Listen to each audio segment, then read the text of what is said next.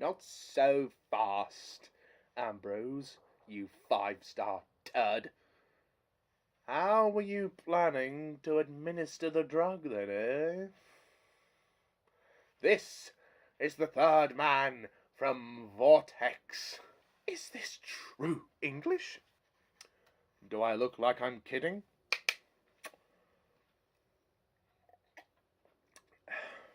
So, how were you planning to administer the drug? Injection? Tablets? Or pills? Or were you going to do it like this? Just like that, old bean. Another balls up. Oh, shit. Oh, shit.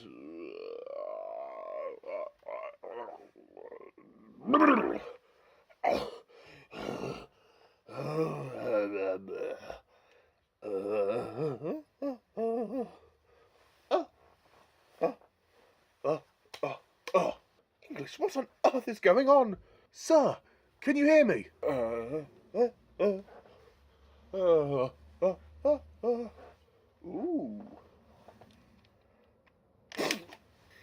It's a pretty strong drug. I never. Go on, English. I want you to kill Chang Pen.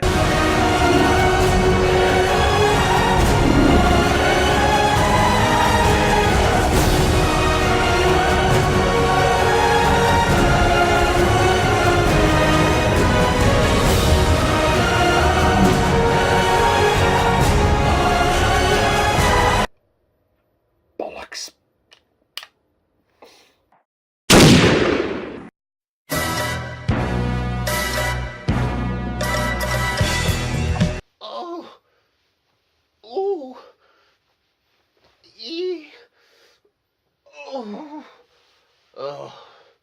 It's not fun having a rock trailing out of your ass.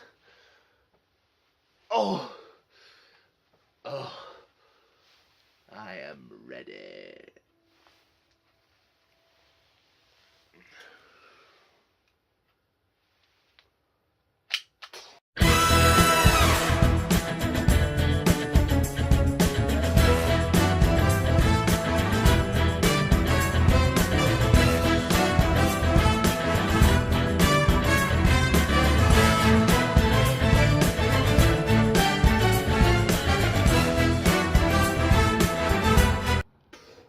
English. Johhny English. Hello, everybody, and welcome to my review of Johhny English Reborn, directed by Oliver Parker, released in 2011, and which is the second movie of the Johhny English trilogy. So, as I explained before, I'm reviewing the Johhny English movies out of order, because I saw the third one recently. I ended up seeing it quite early, so I just decided to review it then and there, and now I've gone back to the original two films. I reviewed the first movie, so now I'm going to review the second one. Okay, so Johhny English Reborn, released 8 years after the first one. 8 years, my goodness me. The first one was released in 2003, this movie 2011, and the third movie 2018. So these movies have long gaps between them. So, basically, the story of Johhny English Reborn is that once again, Johhny English is called back into MI7, being the only agent available at the time, to take down this organisation known as Vortex. Who he finds out there are 3 members, one from the KGB, one from CIA, and one from his own organisation, MI7. And he goes with new recruit known as Tucker to uncover the mystery as to who these 3 people are and obtain these 3 keys. Okay, so Johhny English Reborn. I stand by what I said in my review of Johhny English Strikes Again, in that Johhny English Strikes Again is definitely the weakest of the trilogy. However, this movie isn't much better. It's better, but not by much. I have very mixed feelings about Johhny English Reborn. There are some things I like about it, but there are some things I don't like about it. I think the movie starts out really well. The first 30 minutes of this movie are great. The opening where we see Johhny English in celibacy when he becomes a monk, those sequences are quite funny. And everything in Hong Kong is great. The comedy is hilarious, and I like I like where the story is heading. And I think some of the antics that Rowan Atkinson pulls off are pretty hilarious. But after that, after the first act, the movie just kind of falls back into rinse and repeat, and it just kind of starts to drag a bit. It just kind of starts to fall flat, which is a shame. I mean, there are still some. It's still entertaining, but I'm just not engrossed by it. I think partly the main reason it has to do with is the fact that Ben Miller is not in this movie. You'll remember Ben Miller, who plays Boff in the first movie and the third movie, is Johhny English's sidekick. The two of them, Rowan Atkinson and Ben Miller, have a much stronger dynamic. In this film, we get a guy called Tucker, played competently by Kaluuya, Daniel Kaluuya, sorry, who's a pretty new actor, and this was one of his first roles. I really like the guy. I think he's a great actor. He's gone on to do some great work. He was in the horror film known as Get Out. It's a great movie. You should watch it. And he was also in Black Panther with the MCU. So the guy is doing well for himself. But here, I feel like he's kind of wasted. I mean, what is the point of Tucker? He's literally a replacement of Boff. This movie would have been much better with Ben Miller in it. Why the hell Ben Miller is not in this movie, I don't know. But there is no chemistry between Rowan Atkinson and Daniel Kaluuya. I mean, they have like one scene of tension, one scene where they argue, but the rest of the movie, Johhny ends up being a bit of a dick to Tucker. He just, constantly telling him what to do and ordering him around, being an incompetent, I know that Tucker is a new recruit, but the joke was in the first movie that, the sidekick was actually the more intelligent person and the one that got themselves out of the situations more. But there was a way that Ben Miller did it, where it wasn't like where they still had a relationship, where it was still like, there was boundaries between them. This, it's like Johhny English has to dominate Tucker, and I don't like that. I don't think it works. In what sorry, I can't speak. It worked much better when there was a balance between the two leads. With this, there's a certain imbalance. Like, it just got on my nerves after a while, and I really I found Johhny English in this film to be slightly unlikable in those scenes with Tucker.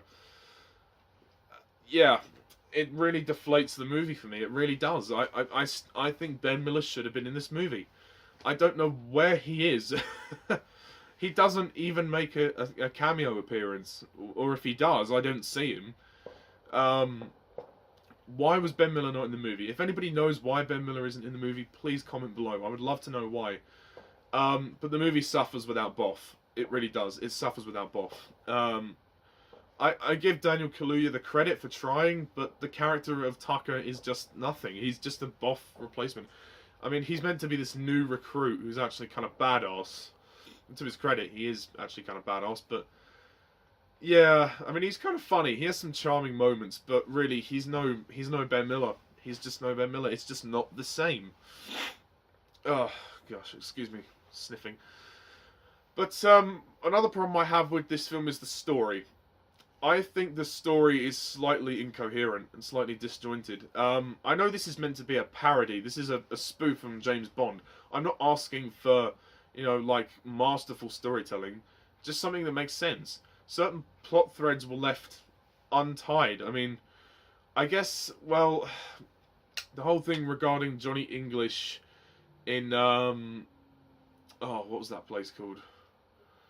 The place, I've forgotten the name of the place, but the place where he was seduced by the girl, and then the president was murdered of the African country. The president was murdered. We do find out that was the Vortex in the end, but it does seem a bit pointless at first.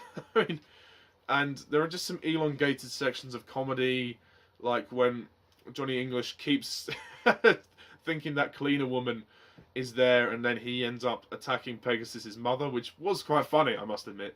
Then they recreate the same scene at the end with the Queen. That scene at the end, I thought was going to be kind of like a homage to Rosa Klebb in From Russia with Love, the Bond movie, where at the end of the film, Rosa Klebb sneaks up on Bond and Tatiana Romana and attacks them with a with the blade from the shoe at the end. I would have liked a similar sequence here, but instead they just cop out and do the same joke as the earlier as earlier, which is just, I mean, it's still kind of funny, but still it's like you're stretching out the same joke again, rinse and repeat. Regarding the villain, I think the villain's rubbish. Like not Sean Ambrose, sorry. Ambrose. I'm just going to call him Ambrose. Because I can't remember his first name. Simon Ambrose. That's the one, played by Dominic West. I mean, he's a fine actor, but really the character's just nothing. He's just, evil guy. Like, what are his motivations? Like, we don't get to know his motivations. What's this whole plan about? At least with Jason Volta in the third movie, there is some motivation behind what he's doing. He wants to take control of the internet and of the world's technology, so he can become the world's leader, essentially, and control, and basically build an empire. With this movie, I don't get Vortex's, like, what Vortex's plan. What is it? It's never resolved. It's never explained. So there are certain plot threads that I would have liked to see explained, but they never do get explained. But what I will say is I think the actors do a good job. Rowan Atkinson is pretty good in this movie as Johhny English. There's quite a funny sequence towards the end when he's being controlled by a drug, and he's doing all these physical movements, and he's putting on lipstick, and he's doing like this weird dance, which is kind of funny. And he does do a good job, and it is particularly funny when he's like bashing the old ladies who he thinks are the killer cleaner, which is kind of funny. But yeah, I mean, there are just moments when you do feel like it does feel a bit deflated at times, but there are good things in it. It has a mixture of elements from the first movie and the third movie. It has kind of the like we've been here before elements of the third movie, but it also has the this is kind of funny moments of the first movie. There are some nice Bond references. There is a reference to the scene in Goldfinger where Bond and Goldfinger play golf. They recreate this scene in a slightly different manner for Johhny English Reborn, which I quite like. I thought that was cool. And again, if you know your Bond movies, Rosamund Pike is in this movie. Yes, Rosamund Pike plays Kate Summer, who just, I don't know what her character is. I think she's just this technological support assistant for MI7, and she's like, well, not the Bond girl, the Johhny English girl in this movie.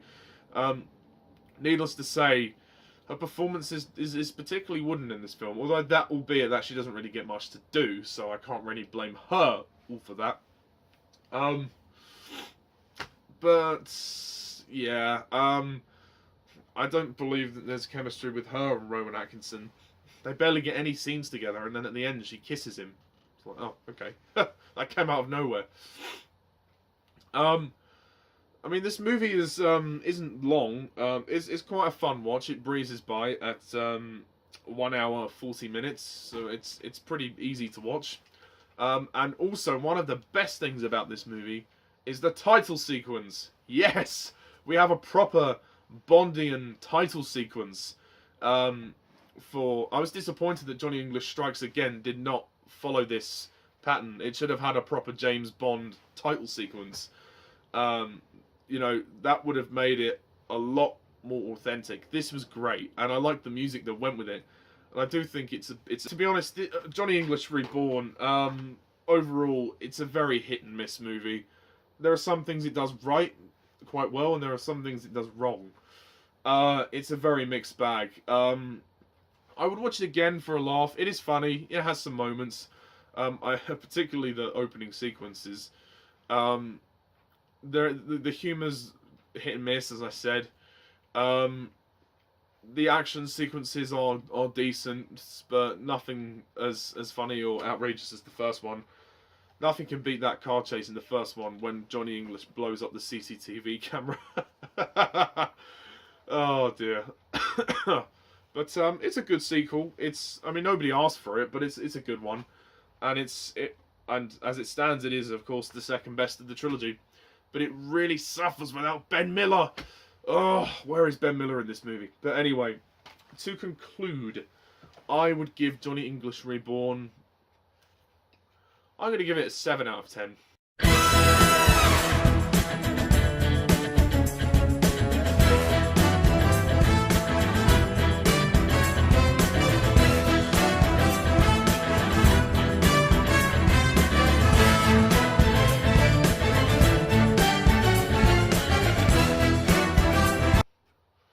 It's good. It's good enough. It'll do.